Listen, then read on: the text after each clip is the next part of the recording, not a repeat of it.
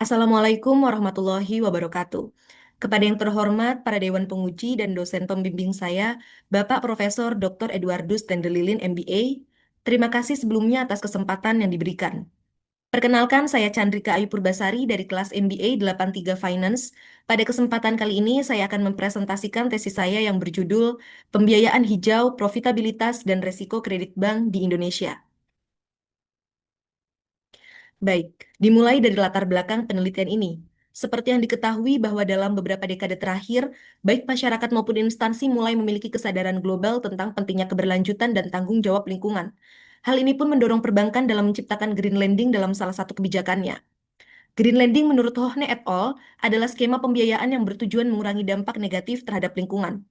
Di Indonesia, kebijakan ini memperoleh perhatian dan dukungan dari pemerintah melalui berbagai regulasi dan kebijakan yang mendukung pertumbuhan ekonomi hijau. Salah satunya adalah POJK nomor 51/POJK.03/2017 tentang penerapan keuangan berkelanjutan.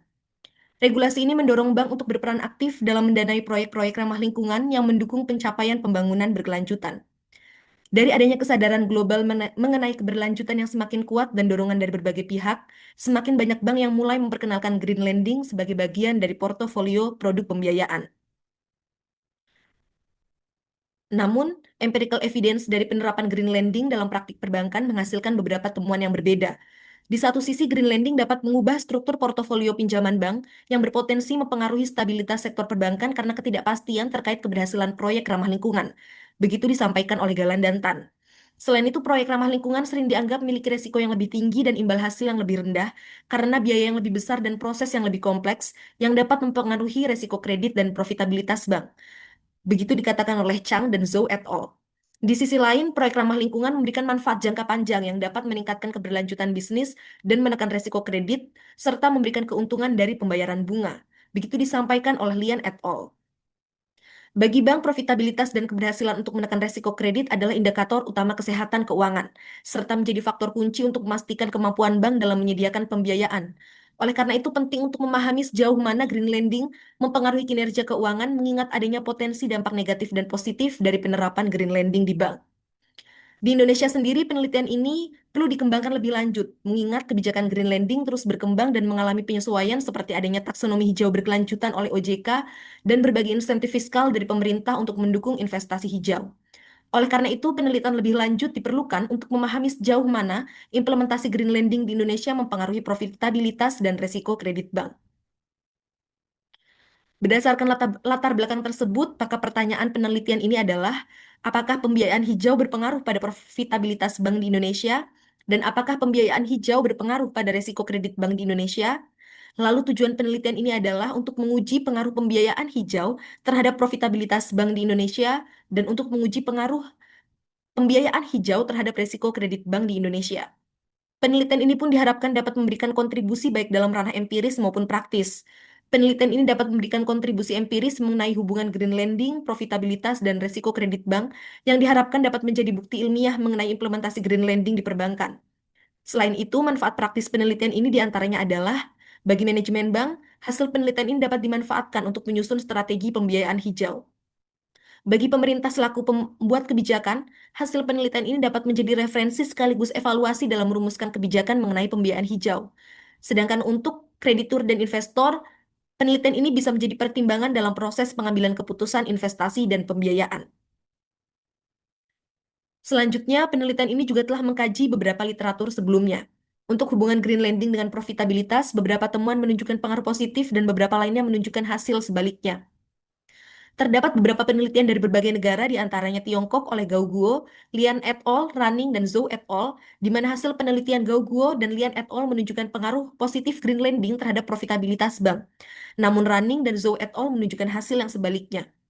Lalu ada penelitian di Bangladesh oleh Siddiqui et al. Dan Julia dan Kasim yang menunjukkan pengaruh positif green lending terhadap profitabilitas bank.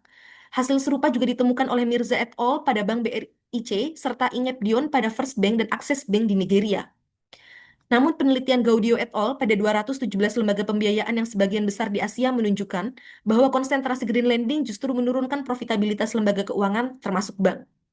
Hasil kajian literatur mengenai pengaruh green lending terhadap profitabilitas bank memang menunjukkan hasil yang beragam.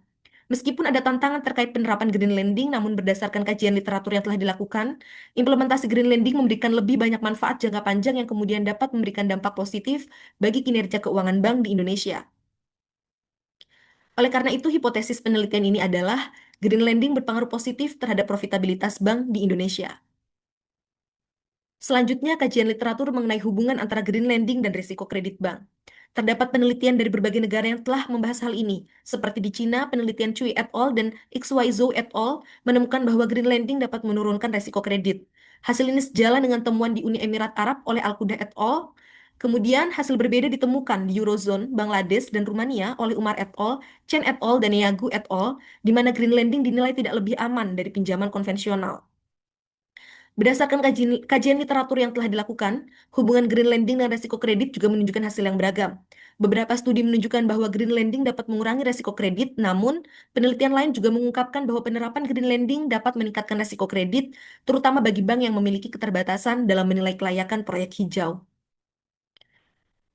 Oleh karena kuatnya kedua faktor peluang dan tantangan pada implementasi green lending pada resiko kredit, maka hipotesis penelitian ini adalah green lending berpengaruh pada resiko kredit bank di Indonesia.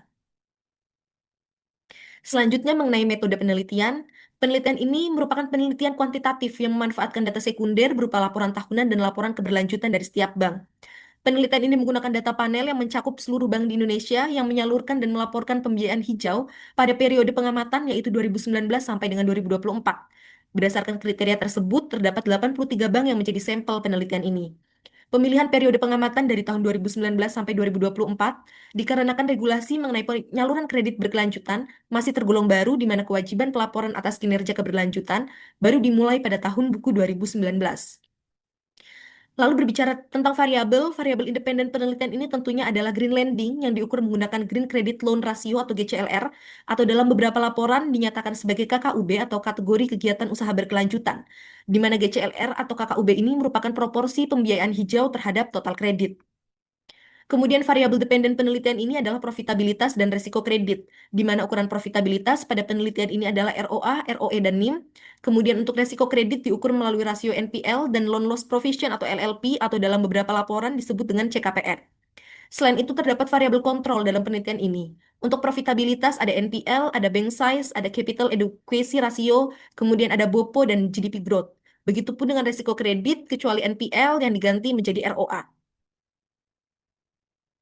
Selanjutnya adalah teknik analisis data. Menurut teori ekonomi, profitabilitas dan risiko kredit bank saling mempengaruhi secara berkelanjutan, di mana kinerja periode sebelumnya mempengaruhi periode berikutnya. Berdasarkan penelitian Song et al. Dan Yin et al., analisis ini akan menggunakan model dinamis dengan menambahkan lag pada variabel profitabilitas dan risiko kredit untuk menangkap dampak jangka pendek dan jangka panjang dari green lending. Model ini menggunakan metode Generalized Method of Moment atau GMM untuk mengatasi masalah endogenitas, yaitu korelasi antara variabel tertunda dan error term. Selanjutnya, berikut merupakan model empiris untuk penelitian ini. Dapat dilihat bahwa IT-1 merupakan fungsi lag yang menunjukkan variabel yang tertunda pada satu periode untuk mempertimbangkan pengaruh di masa lalu. Kemudian GCLR adalah variabel green lending yang mempengaruhi profitabilitas dan resiko kredit pada waktu T. Kontrol merupakan variabel kontrol seperti yang telah dijelaskan sebelumnya. Selanjutnya kita membahas tentang hasil penelitian dan pembahasan pada penelitian ini. Pertama, dapat dilihat hasil dari statistik deskriptif pada tabel berikut. Terdapat 425 observasi pada penelitian ini di mana data variabel-variabel tersebut telah melalui proses Winsor-Rice, sehingga nilai-nilai yang dianggap sebagai outlier telah dihilangkan. Dengan demikian, data yang digunakan dalam penelitian ini berada dalam rentang yang wajar. Dapat diketahui dari tabel tersebut bahwa rata-rata ROA adalah 1,31% dengan nilai terendah minus 2,99% dan nilai maksimal 3,91% yang berasal dari Bank BCA di tahun 2022. Hal ini didorong oleh pertumbuhan laba bersih BCA pada tahun tersebut sebesar 29 sampai dengan 30%. Lalu ROE menunjukkan rata-rata sebesar 7,16% dengan nilai terendah minus 13,54% berasal dari Bank QNB tahun 2020 yang disebabkan oleh turunnya permintaan kredit selama masa pandemi COVID. Sedangkan nilai tertinggi ROE sebesar 21,05%. Selanjutnya untuk NIM tercatat memiliki rata-rata sebesar 5,11% dengan nilai tertinggi 18,39% dan nilai terendahnya adalah 0,22% yang berasal dari Bank Citras tahun 2020 akibat dari fase restrukturisasi bisnis dan pembersihan kredit bermasalah. Kemudian NPL memiliki rata-rata sebesar 1,22% dengan nilai tertinggi sebesar 4,89% yang berasal dari Bank IBK Indonesia atau sebelumnya disebut dengan Bank Agris, di mana peningkatan yang terjadi di tahun 2019 akibat proses evaluasi dan penyaringan ulang portofolio kredit setelah akuisisi oleh Industrial Bank of Korea. Sementara itu, GCLR memiliki rata-rata sebesar 12,41%. Rentang nilai GCLR antara 0% sampai dengan 44,31% menunjukkan adanya variasi yang cukup besar dalam proporsi penyaluran kredit hijau antar bank dalam sampel. Hal ini mencerminkan perbedaan tingkat komitmen masing-masing bank terhadap pembiayaan kegiatan ramah lingkungan. Selanjutnya adalah korelasi antar variabel. Berdasarkan tabel berikut, terlihat bahwa semua nilai korelasi antar variabel berada di bawah 0,5. Hal ini menunjukkan bahwa hubungan antar variabel tersebut lemah dan tidak signifikan secara statistik. Oleh karena itu dapat disimpulkan bahwa tidak ada multikolinearitas yang berarti di antara variabel-variabel tersebut. Pembahasan berikutnya adalah hasil regresi dari penelitian ini. Pertama, kita membahas tentang pengaruh green lending terhadap profitabilitas. Seperti yang dijelaskan sebelumnya, terdapat 3 indikator pengukuran profitabilitas, yaitu ROA, ROE, dan NIM. Dari hasil estimasi panel dinamis dengan metode Arellano-Bon, diperoleh hasil bahwa green lending yang diukur menggunakan GCLR berpengaruh positif terhadap ROA, dengan koefisien sebesar 0,004 dan signifikan pada tingkat 10%. Namun untuk rasio ROE dan NIM, GCLR tidak menunjukkan pengaruh yang signifikan. Hal ini berarti ekspansi pembiayaan hijau memiliki kontribusi terhadap efisiensi penggunaan aset dalam menghasilkan keuntungan. Namun, GCLR tidak secara langsung dapat memperbesar pengembalian terhadap ekuitas pemegang saham maupun memperlebar margin bunga bersih. Temuan ini sejalan dengan penelitian Julia dan Kasim yang menunjukkan bahwa rasio ROA, ROD, dan asset utilization memiliki hubungan positif yang signifikan dengan green lending, sementara ROE tidak menunjukkan hubungan yang signifikan. Hubungan positif antara green lending dan profitabilitas terjadi karena dukungan pemerintah dalam bentuk insentif reputasi, seperti kewajiban penyusunan sustainability report dan penghargaan ISG yang memperkuat citra positif bank yang kemudian dapat menarik investor. Selain itu, komitmen terhadap green lending membuka peluang bisnis bank, seperti jasa non-kredit berbasis proyek hijau yang meningkatkan pendapatan non-bunga dan laba bersih tanpa meningkatkan resiko kredit secara signifikan.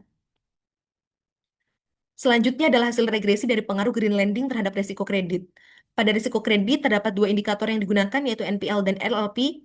Dari hasil estimasi panel dinamis dengan metode yang sama, diketahui bahwa green lending yang diukur menggunakan GCLR berpengaruh positif pada NPL dengan signifikansi 10% dan koefisien sebesar 0,007. Temuan ini mengindikasikan bahwa peningkatan green lending cenderung meningkatkan rasio kredit bermasalah, sedangkan GCLR tidak menunjukkan pengaruh yang signifikan pada LLP. Hasil penelitian ini sejalan dengan Umar et al. Yang menyatakan bahwa green lending dialokasikan pada sektor dengan profil risiko yang tinggi, sehingga meningkatkan potensi gagal bayar. Harper Ho juga menemukan bahwa proyek hijau memerlukan waktu pengembalian yang lebih lama, sehingga meningkatkan ketidakpastian arus kas dan risiko kredit. Penelitian Liu dan Chen et al. Dan Stekel and Jacob juga mengungkapkan bahwa proyek hijau menghadapi risiko eksternal seperti risiko lingkungan, ketidakpastian kebijakan, dan kegagalan teknologi yang meningkatkan risiko kredit bank. Selain itu, insentif pemerintah juga mendorong bank untuk mempercepat green lending, namun seringkali bank kurang memperhatikan kualitas penerimaan kredit akibat keterbatasan informasi dan ketidakpastian dalam evaluasi proyek hijau. Dengan demikian, kesimpulan dari penelitian ini adalah GCLR berpengaruh positif terhadap profitabilitas bank yang diukur dengan ROA, namun tidak menunjukkan pengaruh yang signifikan pada ROE dan NIM. Temuan ini mengindikasikan bahwa peningkatan proporsi kredit hijau dalam portofolio bank mampu mempengaruhi kemampuan bank dalam menghasilkan laba atas aset yang dimiliki, namun peningkatan pembiayaan hijau belum terbukti secara langsung memperbesar pengembalian terhadap ekuitas pemegang saham atau memperlebar margin bunga bersih. GCLR juga menunjukkan pengaruh yang positif terhadap NPL yang mengindikasikan bahwa peningkatan green lending cenderung disertai dengan peningkatan rasio kredit bermasalah. Meskipun demikian, GCLR tidak berpengaruh secara signifikan terhadap LLP. Hal ini menunjukkan bahwa pembiayaan hijau tidak mempengaruhi besarnya cadangan kerugian kredit yang dibentuk oleh bank. Penelitian ini memberikan kontribusi atau implikasi baik secara empiris maupun praktis. Secara empiris, penelitian ini berkontribusi dalam perkaya literatur akademik terkait hubungan antara green lending, profitabilitas, dan resiko kredit bank. Lalu untuk kontribusi secara praktis bagi manajemen bank, hasil penelitian ini dapat menjadi acuan dalam merancang strategi pembiayaan hijau yang lebih terarah dan berkelanjutan. Bagi pemerintah, ini bisa menjadi referensi penting dalam merumuskan dan menyempurnakan regulasi terkait penyaluran kredit berkelanjutan.